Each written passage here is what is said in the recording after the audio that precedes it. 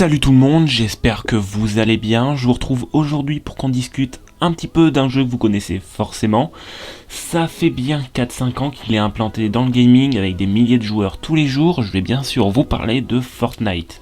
Pour ceux qui ne connaîtraient pas le but de ce jeu, je vais quand même vous le résumer très rapidement, même si je doute que vous soyez vraiment beaucoup. Alors il y a 100 joueurs qui sont parachutés sur une île avec pour unique but survivre pour espérer être le dernier survivant et remporter la victoire royale.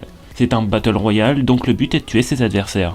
On ne parlera pas ici du procès qui va bientôt se dérouler aux États-Unis entre Epic Games et Apple, on va plutôt parler des documents qui ont été remis pour l'enquête. Il est dit dans ceci que 50% des revenus de Fortnite entre mars 2018 et juillet 2020 proviennent de microtransactions. Une somme énorme lorsqu'on sait que le jeu brassait 44,3 millions de dollars en avril 2020.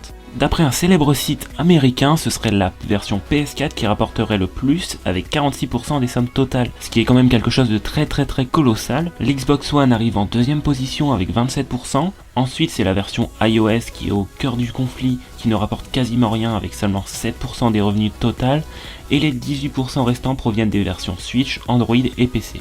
On comprend donc maintenant pourquoi un retour sur iPhone n'est pas forcément très urgent pour Fortnite, mais je vous parlerai tout de même du procès dans un autre podcast. Celui-ci était tout de même très court, mais j'ai quand même voulu le faire parce que j'ai été surpris par les sommes incroyables que génère la PS4. Sur ce, je vous souhaite une très belle journée et une très belle écoute sur After Radio.